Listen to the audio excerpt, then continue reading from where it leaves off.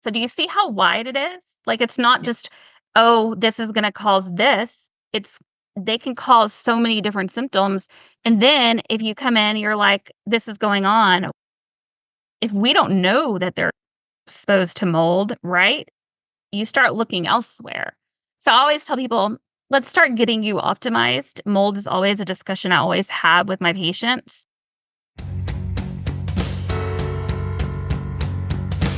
Welcome to the Everyday Epigenetics Raw, Real, Relatable podcast. I'm your host, Susan Robbins, epigenetic human performance coach. This is where we discuss all things lifestyle, environment, food, exercise, work, mind, and social interaction as they pertain to epigenetic expression in a way that's relatable to everyone. So if you're ready to start viewing you as an individual, take control of your life and health, and get results, buckle up, here we go. Welcome to the Everyday Epigenetics Raw, Real, Relatable podcast. I am your host, Susan Robbins, and this is the place where we talk about everything lifestyle and environment and how it relates to our genetic expression. Today, I have just an awesome person on with me. She's a friend of mine. And when we talk about environment affecting how genes express, this is a big one. So a few months ago, I had Jason Earl, the mold guy. Mold guy. I had him on talking about mold in your surroundings and everything. And we're going to go further into mold today because it's becoming more prevalent. As Jason had said, the advent of drywall has made it so much more common everywhere. And I know that I'm finding it more with my clients. I believe that I have issues with it myself. I know I spent 10 years in my apartment in Montana, and I know it was mold infested. And I have a dear friend that also still deals with it to this day up there. My guest today is Miss Christina Cadden. She is a board certified family nurse practitioner and a registered nurse with a background in critical care. She has a holistic approach to patient care. She is originally from Texas and had just moved to Asheville, North Carolina. So we're going to talk a little bit about that, how her environment is affecting her genetics right now. Her personal journey began 2 years ago when she experienced hair loss and chronic fatigue. And then the rest of us on here became frustrated by conventional medical advice. And she delved into functional medicine, discovering more unique approaches to health. She's battled conditions like Hashimoto's, Epstein-Barr, IBS, SIBO, leaky gut, mold that has fueled her passion to helping others facing similar situations. And she has founded what's called the Watchful Wellness, and she's launching her practice this month. And I, for one, cannot wait. I'm like, hurry up.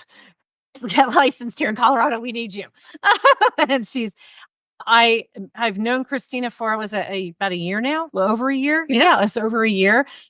She's one of Dr. Amy's nurse practitioners, and me as a coach, we work together, helping a lot of people achieve some optimal wellness. And for all of you PH360 people out there wondering, she has done it, and she is a diplomat. So, Christina, tell us, just for a little interesting here as we talk about the epigenetics part of it. As a diplomat, the number one priority is place.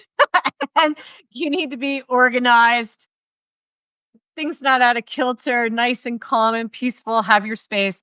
And tell a little bit, because I just salute you so much you guys, it's pulled her up on camera and I'm like, holy shit, you look good. I did, for what this woman has been through. You have to hear this. I thought she was going to be like, I didn't know. Oscar the Grouch maybe coming out of the garbage can. I didn't know how she was looking. She looks fabulous. So if you can't see her, I'm telling Oh, that's so sweet.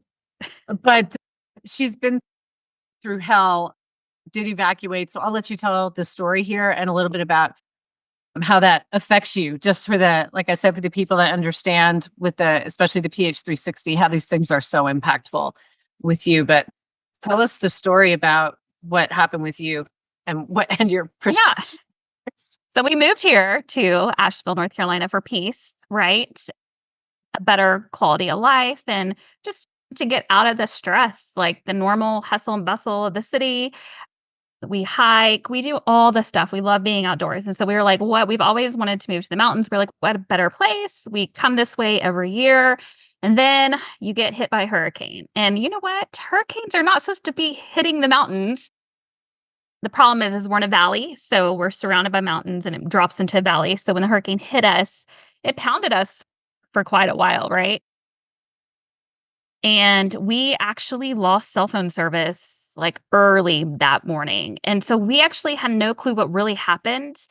We had pictures of flooding. The French Broad River is right below our house. So our neighbors flooded down there, cars, water above cars. I think my husband said over 24 feet higher than it normally is. Like we could see the river from our house, and you can't see that now. You couldn't see it before. And then you got to remember, because we're surrounded by mountains, when you get that much rain, what happens? Landslides, rock slide, anything you can imagine. Like there's a ton of videos you can Google. There's a ton of videos what happened to Asheville. So we get out the next day, right? So at this point, we have no water, we have no power, we have no cell phone service. So let me remind you, no cell phone service. And my daughter was supposed to have a volleyball tournament. And so we thought it was just us, like it was just this part of Asheville. And so we got in my husband's Jeep, we started driving around, and what in person is 10 times worse than what people see on a video or via pictures, right? Like you just can't even fathom what we saw. Like cars that had like trees falling on them, the cars were still running. Cars were still Oh running. my God. Houses in the middle of streets. Our daughter's school is over in Swananoa. There is a mobile home park like across from it, completely wiped. Nothing but dirt. So Wow. just the things that we saw. So what was our peaceful place had become a very hectic 16 hours that it took us to get out of Asheville. And we actually ended up in Virginia. So don't go up the mountain, but that's what we did because of how we left and how they rerouted us. But 16 hours to get out of Asheville, we evacuated because we had no food, we had no water, and we only had $25 cash. And right, like I had 2 kids. What do? You have to take Yeah. care of your kids.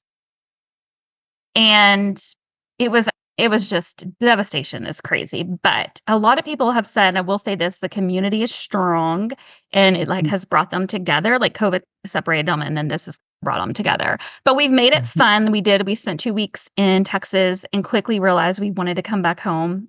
This is our home now. We love it. We love the community we've made and we love the people and we love being outdoors. And so we came back home, we came prepared, but there are still things that we do drink out of our water we get from the military, and we take our prison showers. And yes, Susan's seen the picture. So they're really not. I better, if someone's listening out there, I better clarify this. They're not real prison showers, but my kids have called them that because they're showers in a mobile home. Like they brought it in like an 18-wheeler and they're showers and they're all metal. And my daughter started calling them prison showers.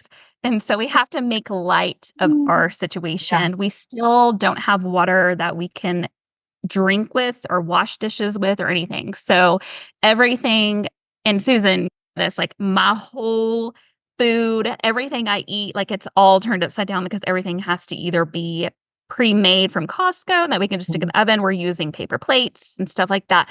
Now we have water to flush, which took, I want to say it took about 30 days to get that, but you can't wash with that water. Like it's currently sitting in my toilet. It's yellow and brown. So I can't put that on. My youngest has psoriasis and eczema and some skin stuff. I'm not going to obviously, plus bacteria and stuff like that. They say it's good, but it's heavily smells like bleach in our house, like throughout the bathrooms. And that's coming from that water. It's not coming from it's heavily chlorinated. So I don't know. So we use our our boxed water, and we are thankful and everyone's great. I go up to the Red Cross and do my laundry every week. And yeah, it's my place is out of whack. But you know what? I'm alive and I'm here and that's all that, and my family is safe and that's all that matters. And we are very thankful for that. I was checking on you in the beginning and it was like, I'm day to day, and you're doing so much better. But when you told me we're looking at December for the water. I'm going like, Mhm. and this was October. I'm going, Yeah. what? Like, Yeah. And we're still looking if at you think you're December. having a bad day, listen to this over and over again and see how bad your day really is, because I guarantee you it's not too freaking bad. Right?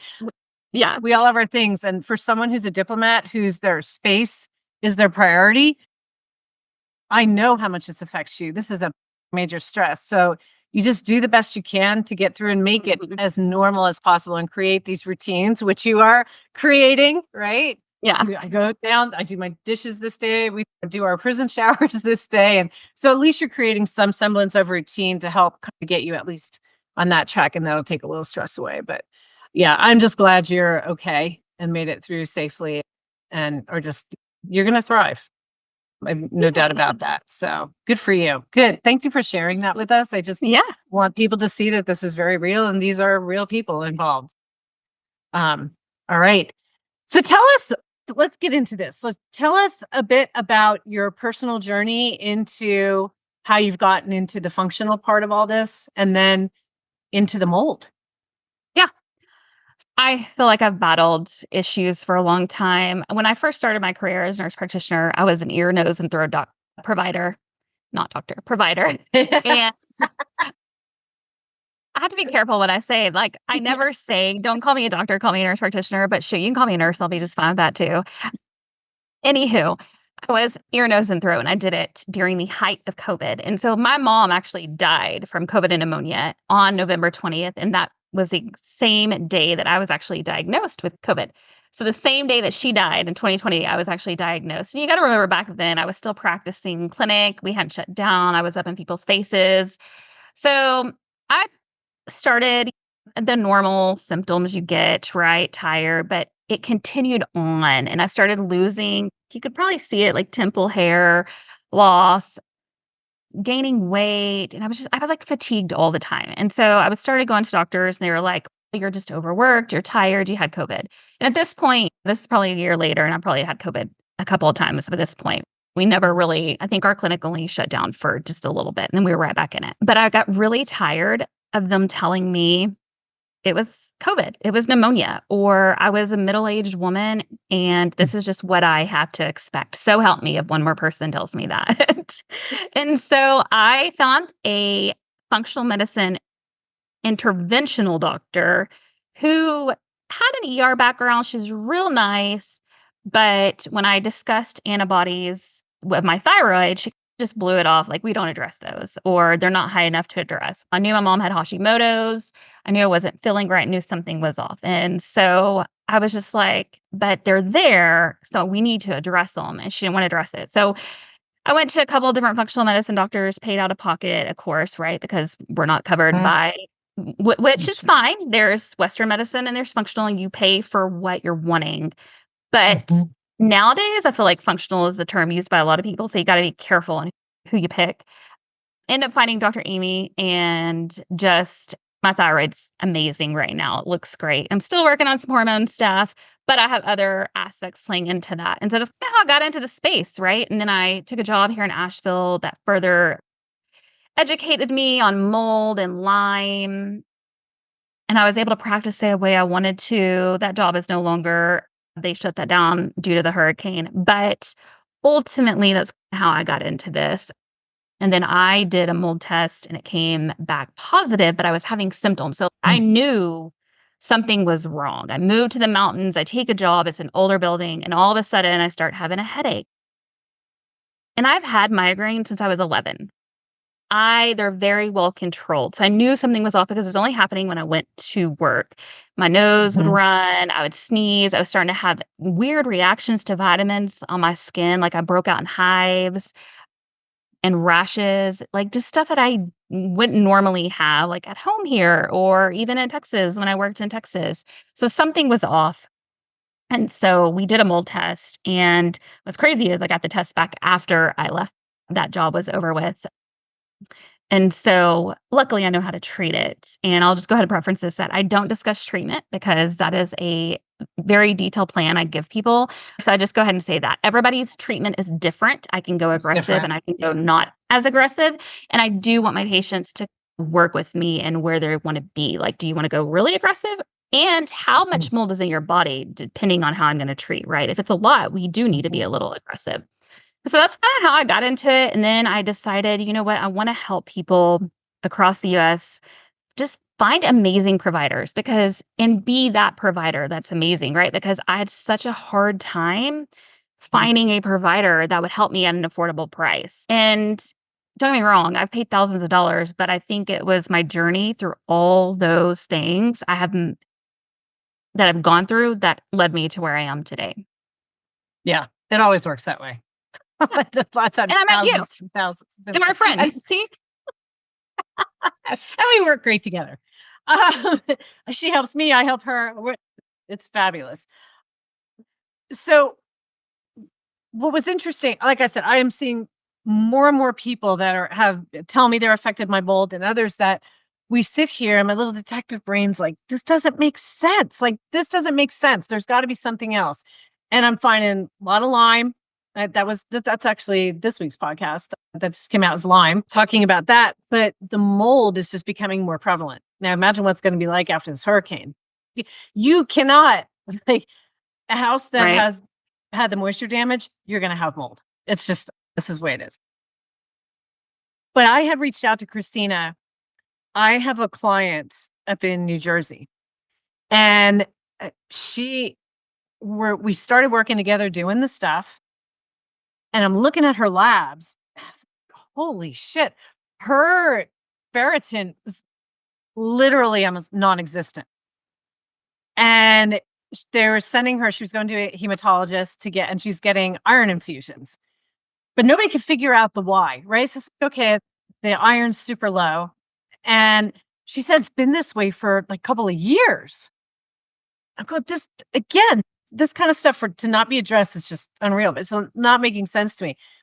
And so I started asking some more questions. I said, I wonder if you have mold exposure. And they have mold down I think it's in her basement. And she started looking every day. And she said, I love her. She said, should I do the sauna? And I said, yeah. And I was joking. I said, is it down there where the mold is? And she goes, oh yeah, I can see it. So it's like, all I can picture is like, maybe she put some towels under the door or something to keep the mold from getting in. But long story short, I messaged you and said, can mold affect ferritin levels? And you were like, oh, hell yeah. It was like a resounding yes. 100%. Yeah. So I want you to talk about some symptoms of the mold exposure. Yeah, let's start with the iron first. So in February, I had pneumonia and I had all my blood work checked. My Western medicine doctor is amazing. So I have multiple doctors, right? I have a Western medicine doctor. He's my sick guy, right? When I'm sick, I need someone to treat me. Then I have functional medicine, right? Because I want to live to be 90. My husband jokes and says that he's done when he's 80 and I'm on my own. But hey, I want to live to be 90. So I want to do as much holistic stuff as I can. I still believe in Western medicine. We all know I'm on thyroid meds. If you don't know now, I'm an open book. I'm pretty open. But in February, my ferritin was a 148. And when I was tested, I want to say my blood work was August, my ferritin was a 48. And this is before the mold test. So why all of a sudden did my ferritin drop over 100 points, right? And so I always tell people there is a correlation between iron and mycotoxins. Mycotoxins is mold, another name for mold. Basically, those fungal pathogens, they need iron to survive and to reproduce. And they can do a variety of different strategies to remove iron from their hosts. One that they tend to do is they use a high affinity iron uptake system to steal iron from the host heme molecules. Heme is part of a component of our hemoglobin in red blood cells, which is rich in iron. So what happens is these fungal pathogens, they basically take iron away from heme by using what you could call oxygenase or cytophores, which are like molecules that kind of bind iron tightly. And then once it's taken away, it becomes available for the fungi to use. But guess who's being affected? Us humans, which are the host. Oh. And then we see that iron drop. And then you have to think of what happens when we have low iron, right? Fatigue. And I do notice a difference in my fatigue. Now, women always say are more susceptible to being iron deficient, right? Because we're cycling, we have baby, all that stuff. It can happen in men though, too. I had a guy whose iron was like a 6 and came to me after seeing multiple doctors. Nobody figured it out. And I said, have you had your ferret checked?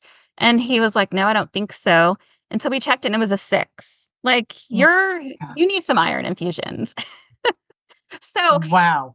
it plays a big role on our ability to I feel like be functional. At least for me, I can honestly say I noticed a difference when I was a 148 to why I'm all of a sudden am I tired all the time. And I know it's not my thyroid because my thyroid looks amazing because we checked it. So those are some of that fatigue is going to get you. But what are other symptoms that mycotoxins can produce? And I always like to tell people. So, can I just interrupt one sec? Because I want to ask what your thoughts are here. When we're talking about the iron, doctors sometimes will check iron, but they don't check ferritin a lot of the time unless you ask. And I just want you to reiterate how important it is to get a full iron panel. I mean, otherwise it's like getting just a TSH done, right? With that, you're not getting a full look at what's actually happening. So I'm going to explain it as, think of ferritin as your savings account, right? Like your ferritin is the savings account and your hemoglobin and hematocrit are your checking account. And over time, if the H&H continues to drop and borrows from your savings account, what happens? The ferritin starts to drop. We never check that. And we continue to complain of being fatigued. Maybe we're missing a big piece of the puzzle. And so I always tell people when you're working with me, it's not just, I'm not looking at one thing. Yeah, I'm going to look at your thyroid. I'm going to look at your hormones, but it's everything. Everything plays a key factor. What's your gut doing? What's your stress levels? I talk about this all the time with stress and blood sugars, right? If your stress is out of whack, and I wear a CGM, so I know your stress causes your glucose to increase. Yes. It's not just one thing, and your doctor, if they won't run it, it's like, you can order that yourself, honestly. If your doctor won't run it, go to any labs now and order a ferritin. I want to say it's a couple, $10, $20 maybe, and just see. I always tell people, like, I have a minimal. And with me, obviously, if you're working with me, I give my patients a minimal. Like, you better be a minimal when you come to see me at this. And if you're not, okay, here are ways that we're going to treat this. But it's important to run because you're getting a whole picture. But even though it's ran, some providers, they're not going to do anything with it. So it just, right? Now, I have another one. They haven't, because I've talked to you about it, where I think it's been years since a doctor has even checked it. And when we ran it, it was so low. And I'm like, how can people be living like this? And you're going and you're talking to the doctor that I'm tired, something's not right, you're on thyroid meds, and they don't even check these things. It's just mind-blowing to me. Well, in all fairness, so my last doctor I worked with, he's absolutely wonderful, super smart guy. Me and him had this conversation, but it's not that I don't think, like, and even me, like in nurse practitioner school, I did, and my family practice doctor was amazing. He was probably one of the best providers that I've worked with, and I can count on one hand of some amazing providers that I work with. And what he taught me was great, but it's just that, right? If we're not taught it, sometimes you're taught the bare minimal, right? Check this, do this. That's just how it is. You don't have time unless you're going to go to a specialty to dig deeper, especially for me. I'm birth to death. I can treat birth to death. Do I? No, right? I prefer to just stick with the adult age. But ultimately, my spectrum was so broad that we didn't deep dive into ferritin. And then sometimes it's just like reverse T3, right? If you don't know much about it, you're going to let it be and you're not going to address it. And that's maybe not be what they're looking for. Maybe they have a different diagnosis, because when I'm talking to somebody, I can write down at least 20, 30 diagnoses. Okay, let's check this. Let's check that. Let's make sure it's not this, right? Differential diagnosis. And we're trying to do that. And it's just, again, another reason why in the functional, you have more than 15 minutes with a patient. And I've been there. I've worked that job where you see 20, 30 patients a day and 15 minutes is what you get. And that's just what insurance is. That's why I have two different doctors. I have a functional medicine and then I have Western medicine. And they both are wonderful. Don't get me wrong. Absolutely wonderful. But they And each when I have their meet them, place. Yeah. It's no different than having a team put together to work with you, because one's going to have what the other doesn't. The other one makes up for what the other one doesn't address. So I think, why not have a team? Right? Yeah. That's where coaches come into the medical part of it too. We're part of the team because we address the lifestyle that they typically don't. Yeah, So, and I tell my patients that when I'm working with them with Dr. Amy, when they want to talk about food and things like that, and I focus on that. That's not really my thing. I can talk about food. I can give you different tips and tricks, and I do. If you come in and you're a hardcore diabetic or you're pre-diabetic, I'm going to educate you on those things. But if you're not really hardcore diabetic and you want to discuss food, I leave that up to my health coaches because they are more knowledgeable in that category than I am. So the doctor I worked with for the last couple of months, his Lyme knowledge is like through the roof. Extremely smart man. I love he answers all my questions. He's wonderful. So I'm slowly learning about Lyme. And it's just, I love working with providers where we can learn off of each other. But it's just that, like I told him, if I only know what I know because I personally went through it and then had to deep dive into it. But again, it's not, I don't think it's that, it's just the differences and what are we deep diving into as providers and what is our passion, right? Where does that taking us? Where is our passion taking us? And for me, mold is one of them because I'm personally dealing with it and I want to be mold free. At the end of the day, I want to be mold free. So if I want to be mold free, I want my patients to be mold free. Let's get back to the symptoms then. So you started off, you said the ferritin 1. So long-term exposure to mold, especially with like water damage building, can cause numerous problems, especially with abnormalities in like T and B cells, respiratory infections. It can cause central and peripheral neuropathy. It can cause neurological symptoms. It can cause neuropsychological cognitive dysfunction, chronic fatigue. And then I just break it down into neurotoxicity, which is, right, the brain. It can cause oxidative stress, immunotoxicity, hepatotoxicity, which is our liver. These are big words. Kidney, GI toxicity, reproductive toxin, and carcinogenicity. Those are all things. So do you see how wide it is? Like, it's not just, oh, this is going to cause this. They can cause so many different symptoms. And then if you come in, you're like, this is going on. If we don't know that they're exposed to mold, right? You start looking elsewhere. So I always tell people, let's start getting you optimized. Mold is always a discussion I always have with my patients. Where do you live? How old is the building? What state do you live in? Texas is known to be mold. Number 1. Yep. I'm in what they call a temperate, some people call it a temperate rainforest here, which I think is funny. But when I moved, it rained like all the time this summer here. So I could totally see how there would be a lot of mold here too. So really, I like to get patients optimized in other areas. And then I discuss mold, I discuss Lyme, because I also just found out I had Bartonella, which we're not even going to treat, right? We will eventually treat the Bartonella, but first I need to treat the mold. And so it's very complex in regards to the symptoms and what is it attacking. And no two fungi will attack always necessarily the same thing. There is orthotoxin A, which is going to be probably the one that it can attack. I want to say it can attack every single one of the systems, such as neuro-oxidative stress, immunotoxicity, reproductive, hepato, GI, nephro, and then the carcinogen. But other than that, each one can attack different systems and have different play the game differently depending on what they want to do. Okay. That was what was the name of that one again? Orthotoxin A. Orthotoxin A. Yeah. Okay. So that one is going to be a key player. And I'll get into that in a minute because I can tell you my numbers, but there's over 800 and counting mold species or fungi.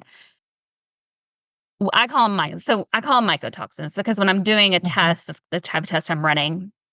But every single person is exposed to some level of mycotoxins daily, aka the food we buy and consume. You can be exposed different routes, right? Like I just said, food contamination, inhalation, ingestion, dermal contact, if you have like airborne mold spores, water damaged buildings, all of those, it could be in our soil, different ways that we are all exposed to mold. But I always tell people, I look at the top 11 classes.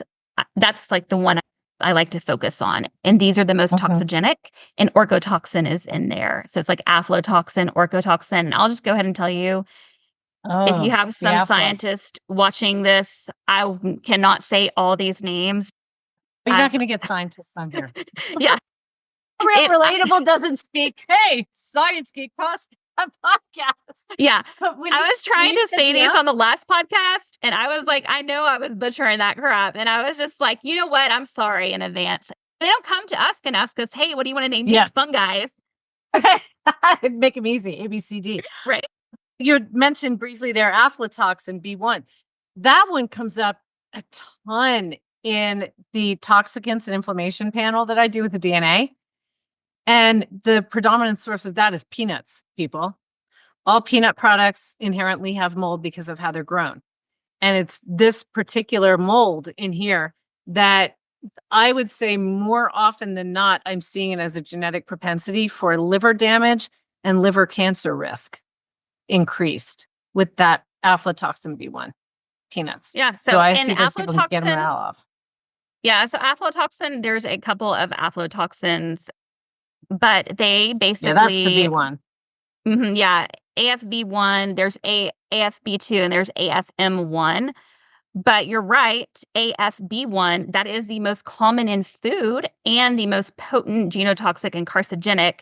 And it's found in the ground nuts, tree nuts, corn, rice, figs, other dried foods, spices, crude vegetable oils such as like sunflower, palm, canola, coconut, cacao beans. Coconut too, really? Interesting. Yeah. It can also be present in milk from animals fed with AFB1 food that was contaminated. Wow. We're getting hit. Yeah. It's that, I talk about it all the time. I hear this toxin bucket. How much can we take? Make sure your detox systems, and I saw the plan you did for my client with the toxin bucket. It's just full. You've got to make sure your detox systems are functioning well, because our buckets are filling a hell of a lot quicker now than they did a couple decades ago. Oh, yeah. Are filling up quickly. And a lot of us don't have the ability to break that down at this point in a very good way. So there you're seeing a lot more toxin effects. Even so, when I talk to patients about food, okay, for instance, I'm in a little bit of a different situation. Yeah, we have food back, but I don't see like currently a whole lot of organic right now here. I don't have some of the common shops. I have the Whole Foods, but I don't have like, the Sprouts or stuff like that. And budget is, I'm a human being with 2 kids and a husband, and we work on a budget. And so if you can't buy the organic, and which sometimes I don't, I'm human just like everybody else. What are we going to do to get rid of those toxins? We're going to clean the crap out of those. And I even said this on the last podcast. I even taught my kids, when we get avocados, first of all, I'm not buying organic avocados. I'm going to buy an avocado. Nope, but what do you do? Wash it. Because the minute you cut into it, if you don't wash it, what's going through that night? Like when you cut all those pesticides. Outside. Yep. Yeah. So do the best you can do, but know that we're all human to some extent. And I always tell my patients, right, I'm not looking for perfection. I'm not, by all means, I am not perfect. Look at me right now. I'm currently eating Costco meals. And taking prison showers. That's right. You know? This is about doing the best you can with what you've got. That is right. If you told me you're doing that and everything was not turned upside down, I would probably be flying there to set you straight. But with what you've got, I salute you. But yeah, aflatoxin's a big one. Orchotoxin A, actually, let's talk about that one. That is another big one that people see. And I think, but let me pull up, hold on real quick. My orchotoxin A, so I won't share it, but my orchotoxin A level was pretty high, right? We want that level less than a 7.5. Mine was a 27.68. Ooh. Okay. Now, I had multiple positives, which usually we tell people like when you start getting multiple, there's a reason, right? Which I'm not going to go into here, but I'll tell you there is a reason that happens. But my orgotoxin A was super, super high.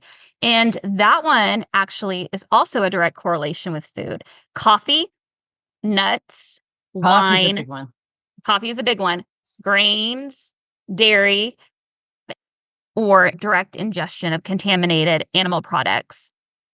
Most recently, OTA, which is orgotoxin A, it has been detected in bottled water, plant food supplements, and food coloring, but it's also been found in dust samples from water damaged buildings, offices, and ventilation systems. The kidney is its main target, so it's nephrotoxic, and it has pretty potential health hazards, right? Like its negative health effects on the body includes like oxidative stress, mitochondrial impairment. It can inhibit protein synthesis and genotoxic effects. But for me, I joke, mine is probably high from coffee intake. I don't eat nuts. I don't really eat a whole lot of nuts. I don't drink alcohol at all. There's the personal reason my dad was alcoholic, and that's the personal reason. Like, I just don't have it. I'm not going to go there. But I drink a ton of coffee, and I have been. I was a nurse for, gosh, Oh, yeah. years. And when you first come out of nursing school and you work night shift, what do? You drink coffee to get you through the night. So I will honestly say, since I got my test back, I dropped. So I used to be 4 cups, then I dropped to 3. I started working with you. I dropped to 2. And now I'm actually down to 1 cup a day. See, progress, not perfection. Yeah, not perfection, just progress. Not perfection. And I've slowly switched over to espresso. And I'm trying to like get away from regular coffee. There is coffee you can buy that actually tests their mold levels, Has some mold. but only one of those actually, I want to say when I was doing my research, one of them actually showed you the report. I can't remember the name of it, but I want to say it was Purity Coffee. They actually will show you the report. But there's Bulletproof says they test. That report I saw did not show you the report of mold. Again, being that mine's so high, it's important to me to bring that number down. And so sure. what I have to do to get that number down. And so it was like, okay, let's decrease the coffee. Let's switch over to a cleaner coffee or an espresso. And there are types of espresso you can get that also is tested for mold. I haven't made it there yet because I'm still dealing with all the other stuff that I'm dealing with. But slow and steady. Coffee, food, that's going to be like a number one. Make sure you're washing your vegetables, all that stuff. And you can wash them in apple vinegar, white vinegar. Yep. So you soak them in that. Yeah. So I do the apple cider vinegar, or I'll do vinegar and baking soda. Actually, I think it's baking soda. It's either baking soda or baking powder. Don't quote me. But if I'm doing It's something baking like soda. grapes, okay, yeah. If I'm doing something like grapes, actually scrub the baking soda to get that little plastic film off of there. In there, so I really rub them together hard. If I'm doing like berries, I'll do more of like apple cider vinegar and leave them in there for a little bit. Now, even if it's organic, do you still go to that degree? Oh, 100%. Because I know the berries and apples are some of the, they're the dirty dozen. They're in the dirty dozen list. But I guess I think about the organic. I just wash them with water. I haven't thought about scrubbing. And I know I've got some mold issues. You also mentioned nuts. Are there any specific type of nuts other than the peanuts? We know is a big one. Your tree nuts, that's going to go back to aflatoxins, right? That's going to be more of tree nuts and ground nuts. But peanuts are a big one ultimately. I just think all nuts in general, you got to be careful. I try to shoot for like an organic, but it doesn't always work that way. Right now, I'm real big on knowing what's in my food, even though half my food is from Costco. There's a reason for that. You know why, but we'll discuss it on a different podcast. But I'm doing the best I can with what I'm working with in my situation. But each one we can move on to citrulline.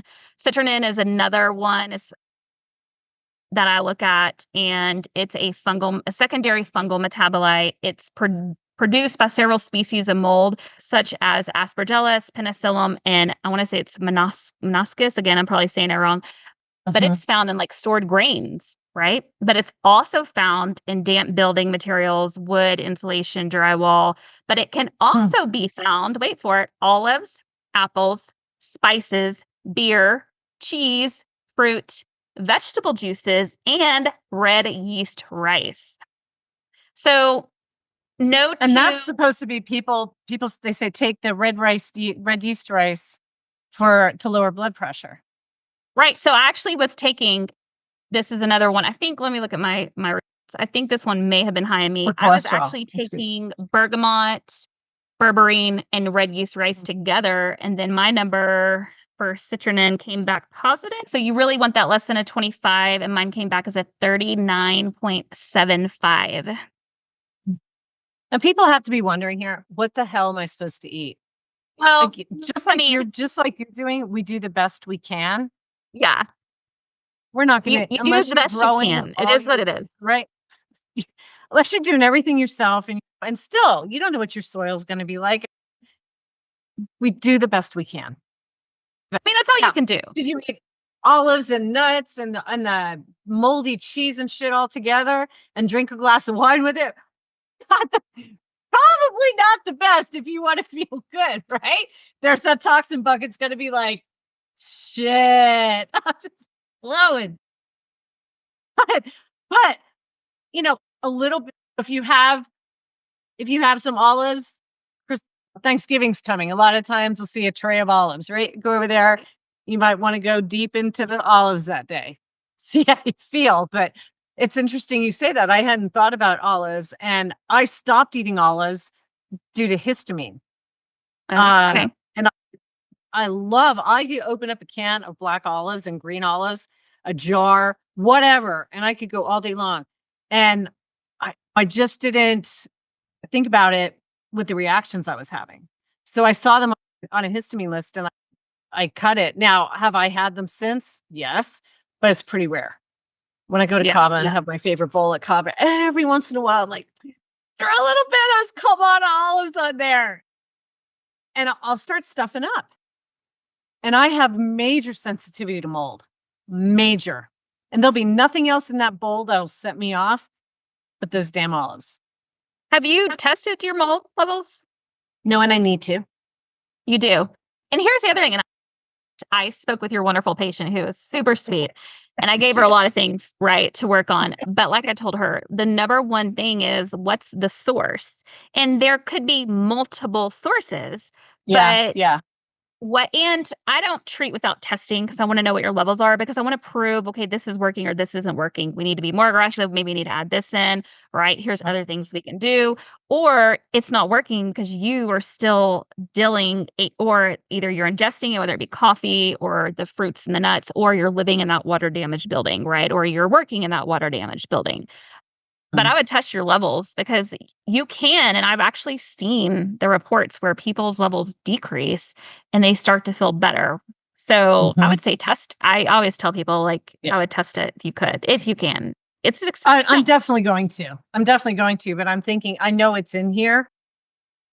And I thought, how the hell am I going to get rid of it wherever it is? And that's the thought. It's like, I can treat it, but if you don't eliminate the source, you're going to have a problem there. Right now, if it's coming from the food, that's easier than the environmental source. Like you're going to, like you with the other building you were in, you're going to quit that job. You're already not there. That's a good thing. But with somebody might not have that option of, I'm going to go leave that job. And that's what's very real. I got an air filter put in my bedroom because I would wake up and my master bath is right connected to my bedroom. And there's no window or anything because that's on the interior of my condo. And I wake up in the morning so stuffy, like just respiratory, headache. I'll itch. I'll lay in bed just itching. And I'm going, did I eat something? Histamine? Because I know that's one of my reactions. It just wasn't making sense. So I got an air purifier that works with some mold spores. And then I shut the bathroom door Do you know, I woke up that next day and I had Nothing. nothing. And I said, ugh. And I had in my spare bath, boy, this is back in 2019. And one of my friends was here visiting. It was over 4th of July. And my downstairs neighbor comes up and knocks on my door. I didn't even know his name at the time. And he said, do you have a leak somewhere? Because water is coming from yours and it's spread across my whole ceiling. Oh, crap. And it was coming from a leak in the toilet in the spare bath. So my friend went in, found where it was, turned it off, but nothing else was done. So you wonder all that water. I guarantee you There's mold. Yeah. There's mold, 100%. And I rent, so they would have to deal with it, not me, which is a good thing. But it's just these things we think about. Where is this coming from? And I can 100% pinpoint. And I eat a lot of nuts. So I wasn't aware much of the nuts. I don't do any peanuts at all. I haven't done peanuts in years because of the mold allergy that I have. I can't handle peanuts. So this is really interesting. All right, keep going. Yeah. And I like to say too, and I do say this to my patients. So both of my parents died very young. My mom was 59. My dad was 61. And what? Yeah, super young. When I talk to people about lifestyle modifications, I actually had a patient message me if she could have a glass of wine. She had some friends coming in town and she was like doing so good. And I was like, girl, have the glass of wine. Like I am not, because there's trauma in my background and most of us have some sort of trauma, right? But because I have experienced that young death with both of my parents, like life is short, right? So if you don't change, here's the thing. I love coffee. I'm going to have the coffee. Am I going to change how I drink the coffee and how much coffee I drink and the type of coffee? 100%. Because for me, I'm on a mission. I'm on a mission to decrease these numbers that are through the roof for me, right? Because if you can treat the mold, I can start treating other things going on in my body. And because I want to live to be 90. So ultimately, I'm not going to celebrate my daughter's birthday and have a piece of cake because, it may have been exposed to something, right? I just don't believe in that. Like, I want my kids to know I was there for them. But at the same time, they also know 95% of the time, mom eats pretty darn healthy and that we wash our vegetables and we eat our organic and we try to limit certain things. But I don't want people to hear this and be like, oh my gosh, I have to throw out my whole kitchen. That's not necessarily true. That's not it. And that can get expensive. True. Like, honestly, when I tell people they should be gluten-free, it can get expensive. So maybe we start here and we work our way towards this. And that's what I'm doing, like with my coffee, right? Yep. Starting here One and step working at a my time. way. Yeah. Inhalation was another one that was actually really high for me. So on my mold test, we'll talk about it. It was, you want it less than 0.3, less than 0.3. My number was 5.01. So massive through the roof. So inhalation, which I'm again probably butchering, but that's okay. It is actually the most studied secondary metabolite of the serum fungi, including F. evincum. Again, bear with me. It has actually potent cytotoxic effects, so it damages the cells. And it's been shown to exhibit antibacterial, antifungal, herbicidal, and insecticidal properties. Antihistaminic, which any drug that acts against infections caused by parasitic worms. It's found worldwide on a variety of crops. It's also found in water-damaged buildings. It's also found in fish, which I don't eat a whole lot of fish. I need to be better. Again, not perfect. Dried fruits, which I don't eat dried fruits, cacao, and coffee products. Coffee again. Yep. It is concerning when we have like a chronic exposure to it. So mine was probably, I'm going to go more likely, is a mixture of like a water damaged building and coffee. And then our health impacts for inhalation is neurotoxic, oxidative stress, and then reproductive toxic. So that's another one that I really like to focus on. Another one that is pretty popular is gliotoxin, which a lot of people hear about that one. And gliotoxin or what was it? Gliotoxin. Gliotoxin. gliotoxin. So mine wasn't too high. It was a little elevated, but it wasn't like through the roof on the gliotoxin. But gliotoxin is basically a sulfur containing mycotoxin, so fungi. And it is found in like aluminum. They've been found in like aluminum flooring, wallpaper, water damaged buildings, animal food stocks. So mostly mine was starting to become elevated because you got to remember I was sitting in an office and I started having these reactions. And ultimately, when you're sitting in water damaged buildings for hours and hours on end and you're breathing all that stuff in, right? Because mold can be inhalation as well, you start to have those symptoms. But it is ingestion, direct contact, or inhalation. All those can cause problems if you have gliotoxin positive. So mine wasn't too bad, but it was still a little bit high. And these are all, again, these all can lead to the cognitive, the fatigue, the oxidative stress, the liver toxicity, kidney toxicity, GI. And that was a big one with the one that we're both working with, GI issues, huge GI issues. And so if you do, say you do a gut panel, like a GI map test, would mold come up on there, or would that be another one that comes up as generally symptoms of the leaky gut, but you're not able to trace it to that it could be coming from mold exposure? Does that make sense? That's a good question. Yeah. Yeah. So I usually run a GI effects. I run the same. I tend to run the same testing because that's what I've dived deep into and what I know. And I've done all the extra trainings from those testing facilities that provide them. So I love me a GI effects, but I don't recall, and I could be wrong on this, but I don't ever recall seeing mold coming up on those on the one test that I do. Yeah. Now, with that being said, if you have a leaky gut, everything's connected. And so if my gut's off and this is causing GI toxicity, then I can have GI symptoms, not just from mold, it's multifactorial at this point. Do I have leaky gut? Do I have IBS? Do I have SIBO? Is it the mold? Is it stress? Because stress plays into our guts.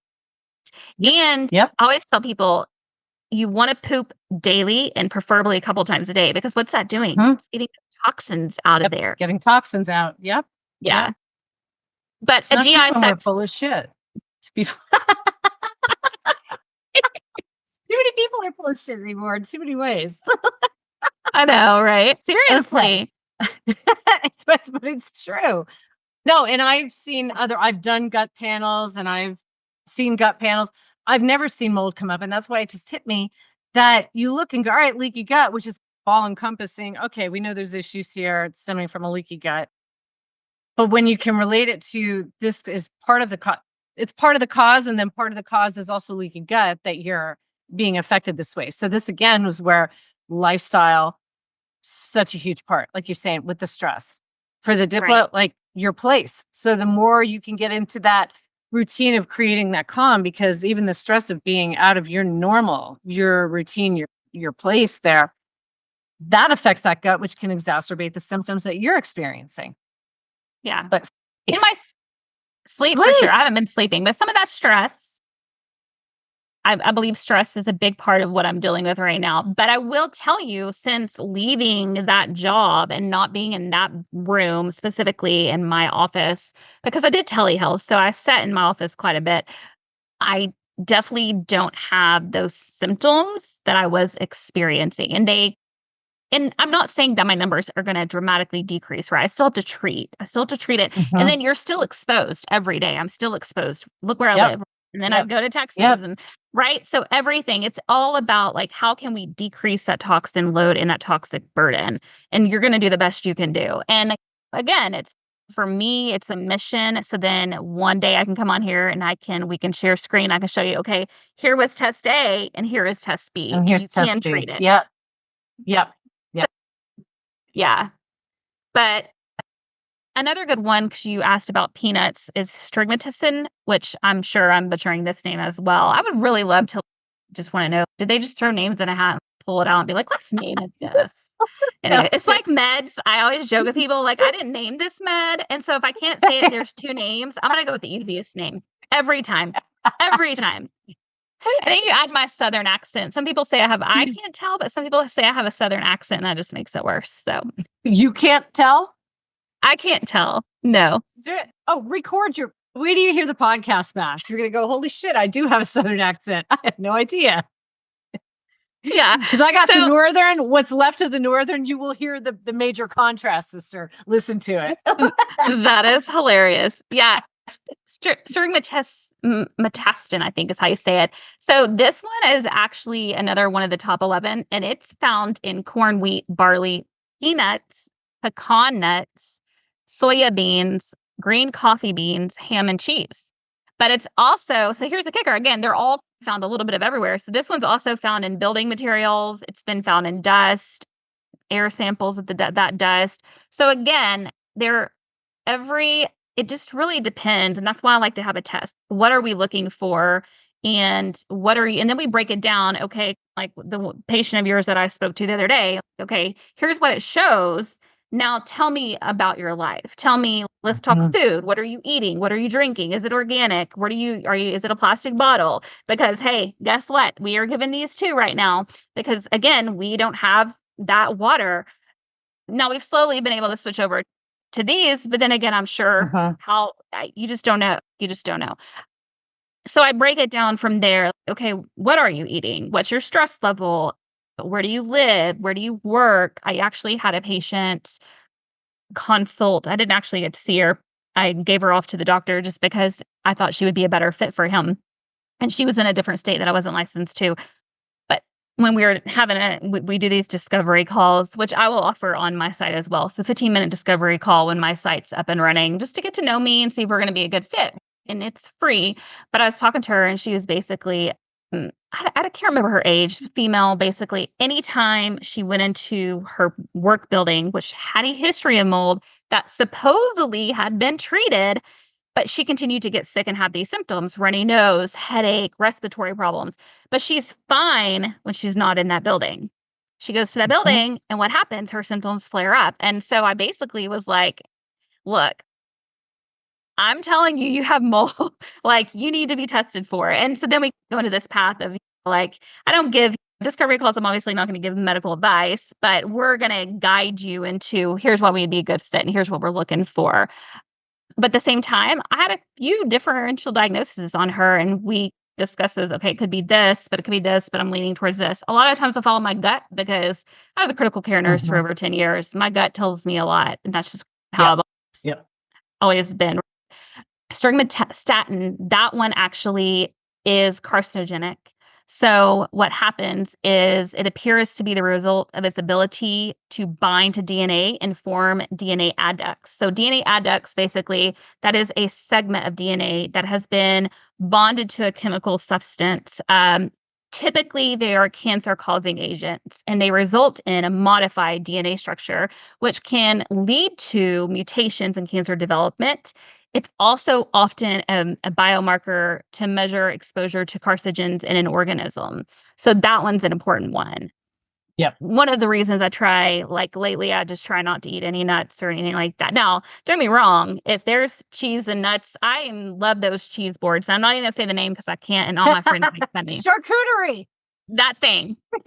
We won't tell you what I call it, but needless to say, once a month or once every couple of months, if I go meet, like when we go back to Texas, I'll meet my friends for dinner and we order one of those and I will be the first to eat some cheese and some nuts. I don't drink wine, but I will be the first to eat some cheese. And again, a give and take system. We're all real, right? We're all human beings. Eat the damn nuts. It's like when I said to Cam, when I texted Cam and said, "Oh my God, Cam, peaches are only an okay on my pH 360 list. What do I do? It's Palisade peach season." He's Susan, eat the damn peaches. Fucking peaches.